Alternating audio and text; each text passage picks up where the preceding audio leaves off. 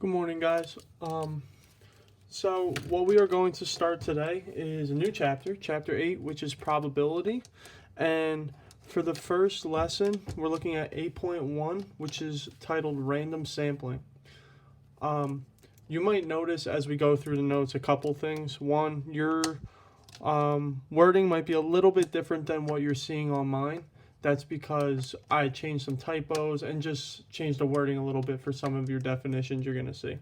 But I already had this printed out, so I didn't print another copy. The second reason it's going to look a little weird is because some of my pictures would not print out correctly. So they're over some of the definitions, but the version you guys have should be completely fine, okay? So just try to stick with me as I go through. Okay, so what we're going to look at today is a lot of different definitions. Specifically, we're going to talk about the difference between a survey, an experiment, and an observational study, and when we would use one type of study versus another. All right, but the idea about statistics is you're trying to figure out probabilities of things happening, or probability of a certain of a certain event, or how many options does someone have. So if you take this first example, for instance, you have a place that is selling sandwiches, okay? So let's say they have 4 types of meat, 3 types of bread. This is one of those pictures that came out a little weird on mine, so just try to look on yours. You can see the tree of all the different combinations, and there's 2 ways to figure this out. One way is you can set up a tree and literally list out every single possibility. So for instance, look at the ham tree. You could have ham, and then you can have ham on white, wheat, or rye. So you get 3 possibilities out of ham. You get 3 possibilities from turkey, so on and so forth. Okay?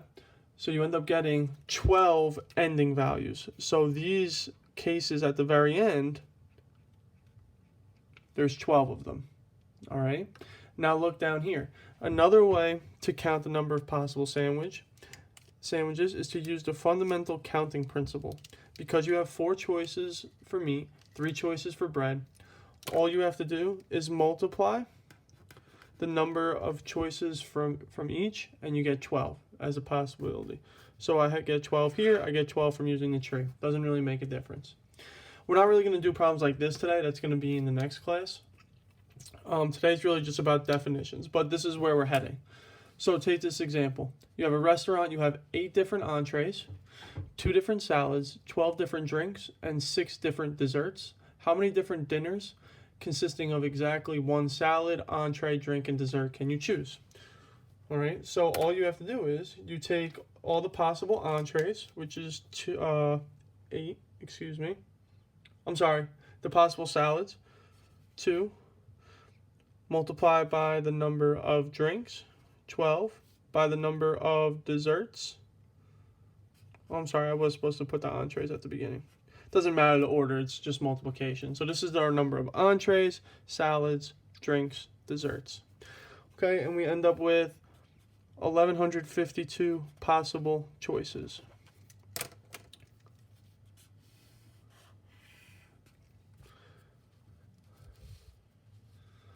Okay, take the next example. There are 273 freshmen, 291 sophomores, 252 juniors, 237 seniors. How many different ways can a committee of 1 freshman, sophomore, junior, and senior be chosen? All you have to do, multiply the freshmen by the sophomores, by the juniors, by the seniors. And you come up with 4,744,653,732 options.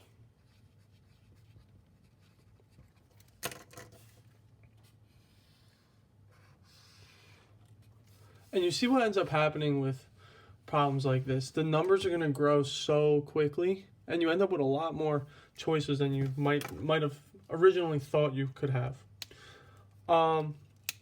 Okay, so that's where we're going to head really next class. Today we're going to worry about the definitions, deciding which type of scenario are we looking at. All right, this next page here, really just going through some vocabulary. what is statistics? Okay, statistics is the collection, analysis, interpretation, and organization of data. There's so many different things in statistics that for each one of these categories, that really changes how a problem is done. And we're going to hit on some of it. We're not going to go too crazy in this class, but if you move on to probability and statistics, it really goes in depth. Okay, there's two different types. Descriptive, so that is like you have, you're given a set of data, you're trying to draw, you're trying to use that data to explain something. So, for example, you have a bunch of your test scores. You from those test scores you can answer some questions like what is your average test score, what is your median test score, so on and so forth. The second type is inferential statistics, and what that does is it uses data to try to draw conclusions about a population or a group of people. So for example, if we polled 1,000 kids in the school, or let's just say 100, we polled 100 kids in the school on some survey, we can take those percentages and apply those percentages to the rest of the population and infer that those percentages for whatever the survey was would stay consistent as we just add to the number of people. A parameter is a numerical description of a population characteristic. A statistics is a number description of a sample characteristic. Okay, here are our steps for doing a statistical study. We identify the objective of the study, so we come up with something that we're trying to figure out.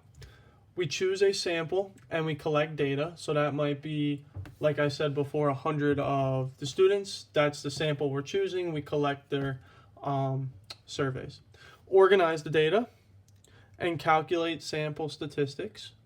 So we get that data that from those surveys organized. We calculate some things from that, and then step 4 is we use that data to then make inferences and draw conclusions about the whole population of people rather than just a select sample that we did. Okay, so you heard me say the word sample a couple times. There's a few different types of samples. The first one, unbiased sample, used to make conclusions about a population based on obtained good information and accurate conclusion. A bias sample is an error that results in misinterpretation of members of a population, and a random sample is members of the population are selected entirely by chance to reduce the possibility of selecting a biased sample. So typically when you're doing a study, you're going to choose random sample because maybe certain parts of the population would be biased towards a certain thing, maybe by gender or ethnicity. That might throw off and skew your data a little bit. So you try to choose a random sample more times than not.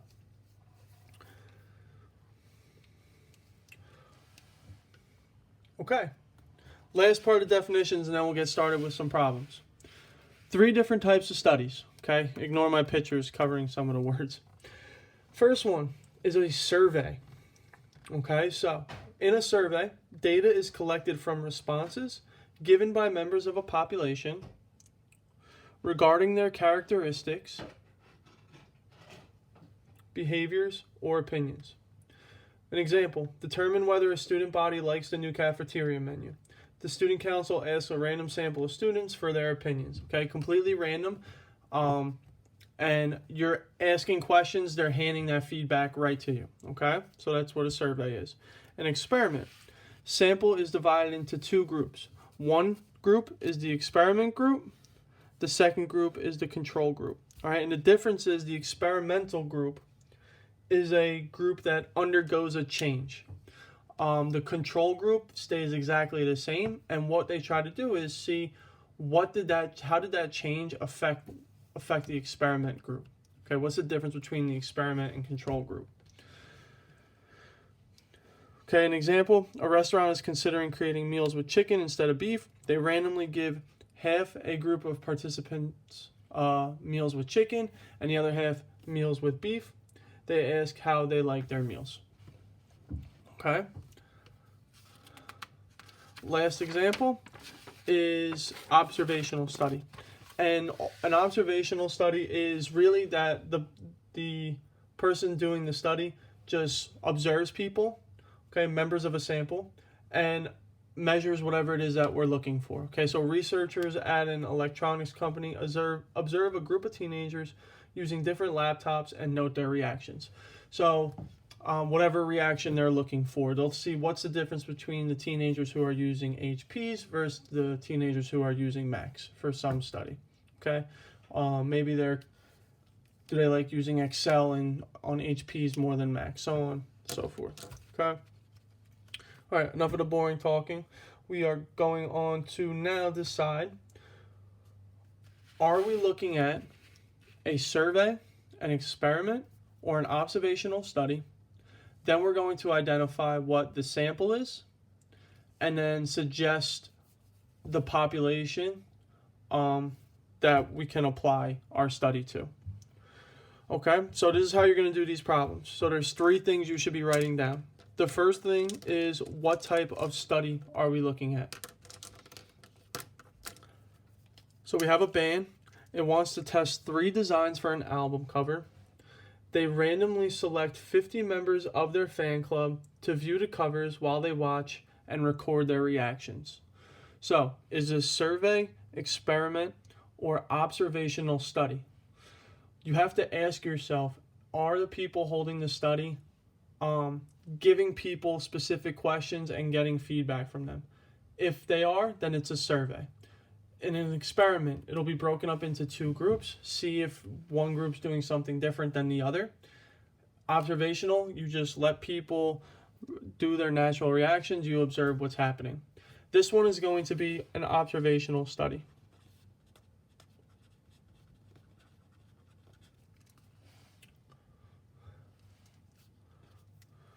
Okay, at first glance, it might seem like it's a survey, but we're not getting any specific data or questions back from the people, the fans.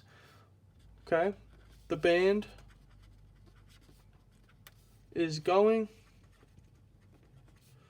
to observe the fans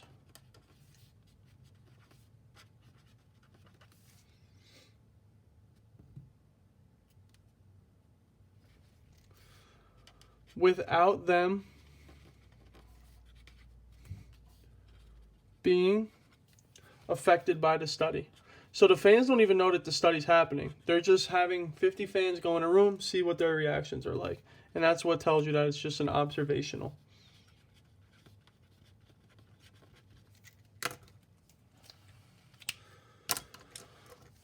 Okay, that is part 1.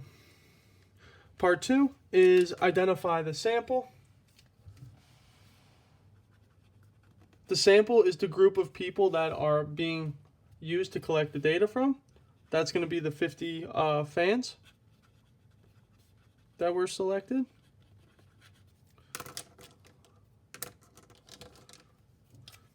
Last part is the population we can then apply this data to. This is going to be applied to all the potential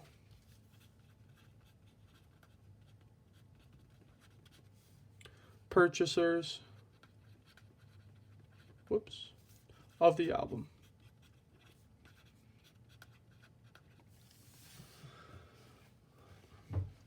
Okay, and that's it. So 3 things. What type of study?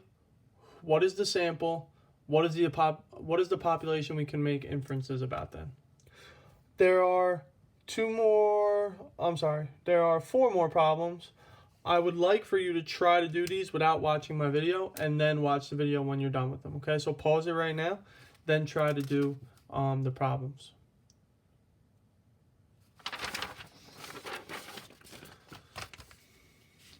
Okay, determine whether each situation, describe, survey, experiment, observational. Then say the sample, suggest a population.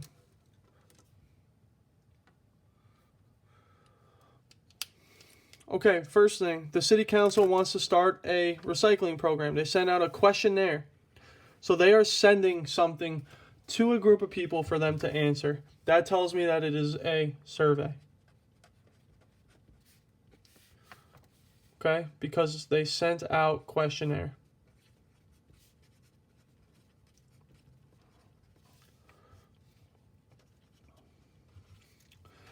The second thing, what is the sample?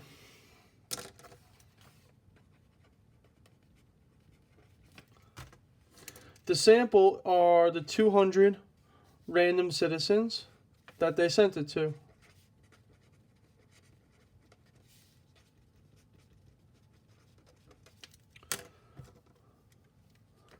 Last part is the suggested population.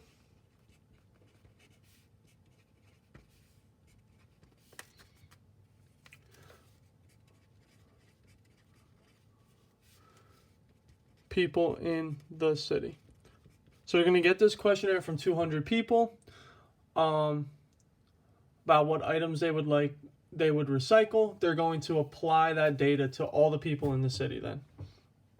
Okay, they're going to make inferences about the rest of the population.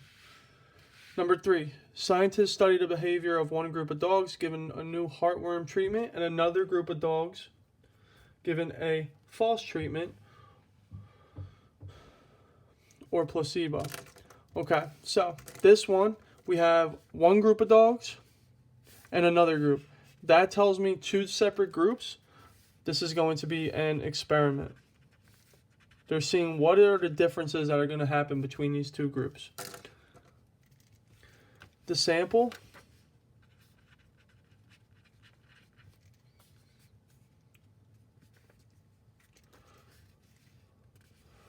are the dogs who were given the heartworm treatment.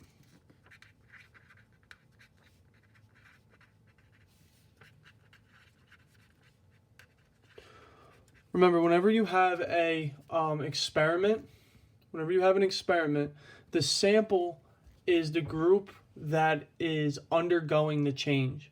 So they're giving the heartworm medicine to that one group of dogs, the experiment group, that becomes our sample. Okay, and the population we can make inferences about are all dogs.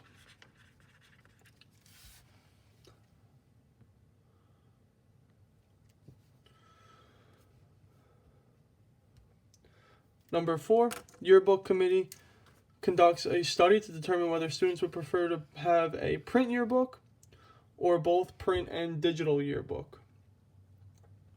Okay, so the only way they can figure that out is by actually asking the students, do you prefer a print yearbook or digital? Okay, so the only way you can do this one is by a survey, asking the students what they would prefer.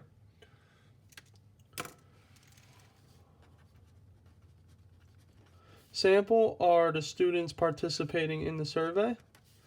So students being surveyed.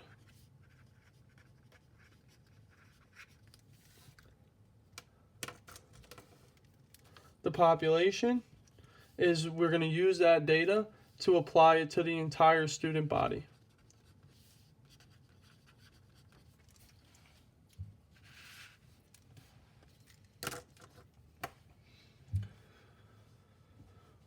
Okay, last one. School administration wants to start an after-school tutoring program. They send a questionnaire. Questionnaire is a key thing that tells me it's going to be a survey.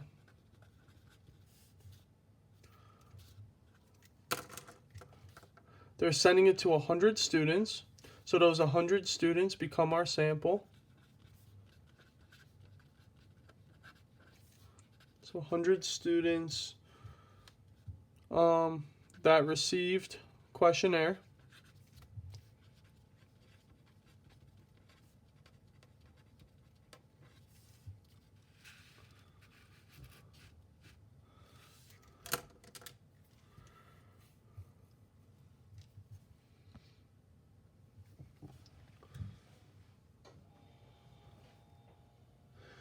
And the tricky one here is this is not something that can be applied to the entire student body.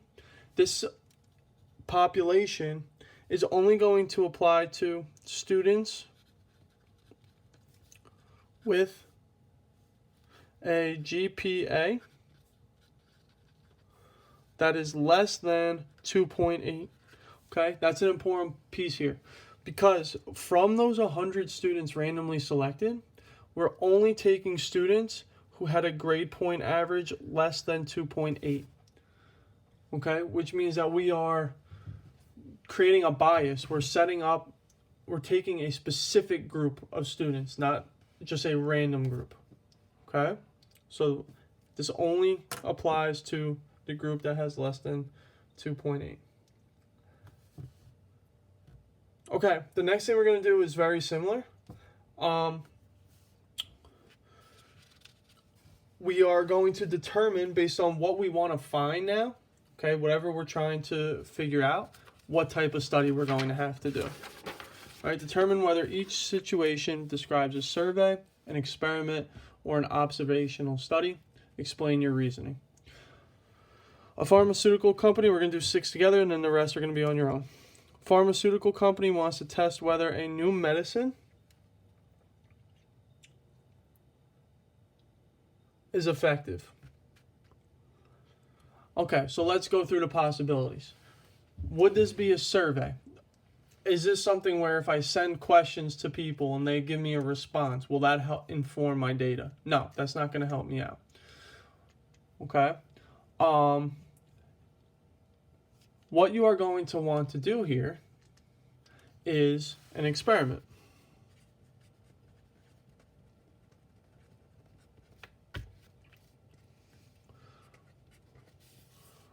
And it's going to be an experiment because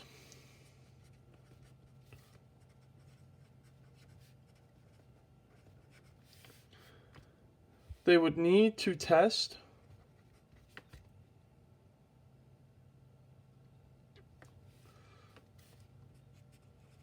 the new medicine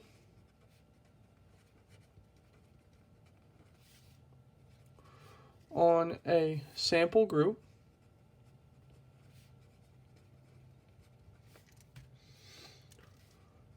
and see its effects.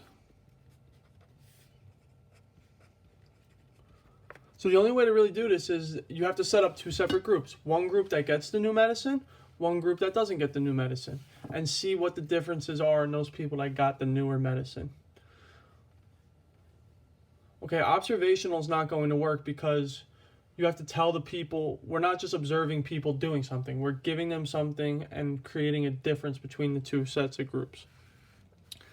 Okay, so we're going to do pretty much the same thing that we did in the last set of problems. We're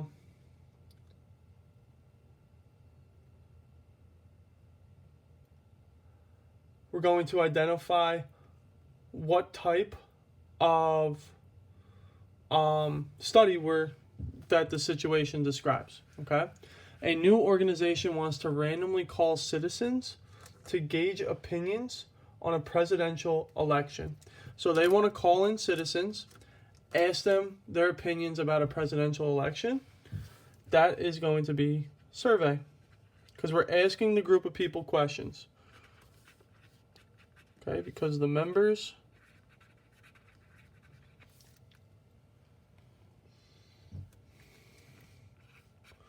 of the sample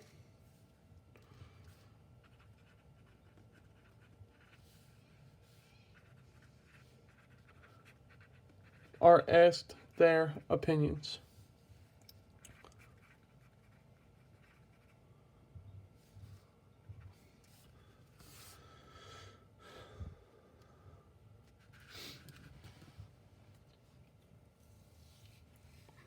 Okay, research company. And don't worry about identifying the sample or the suggested population. We did that in the last part. Let's just figure out survey, experiment, or observational study. A research company wants to study smokers and non-smokers to determine whether 10 years of smoking affect lung capacity. So, we're not asking the smokers questions. And the non-smokers. This is two separate groups of people, smokers and non-smokers, so it might make it sound like it's an experiment. But we're not taking two groups and adding a change into one of the groups.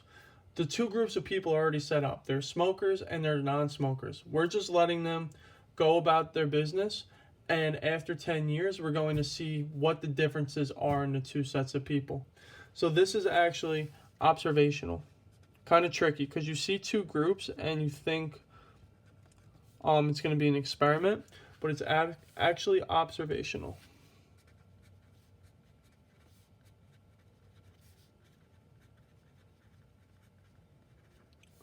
Because the lung capacities of the participants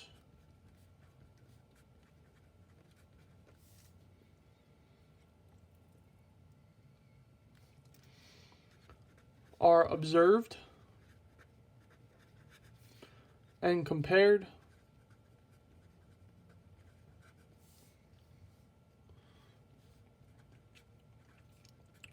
without them being affected by the study.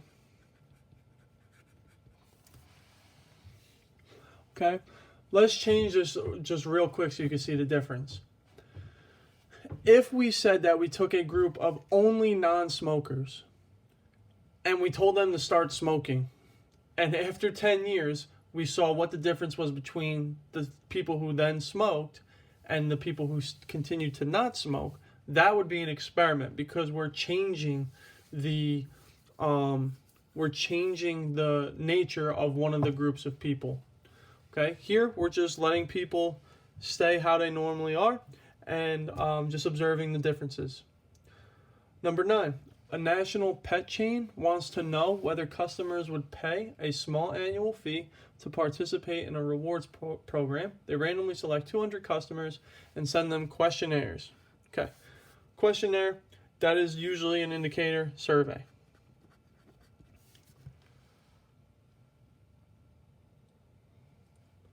Okay, we're asking a bunch of people, random people, a set of questions. Okay, I'm kind of short on space here, so I'm going to flip over to the other side and write my explanation. Okay, it is a survey because the data is obtained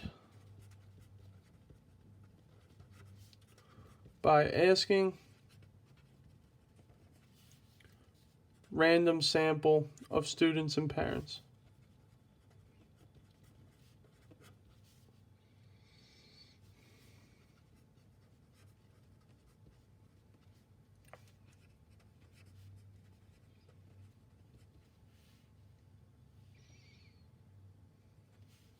Their opinions.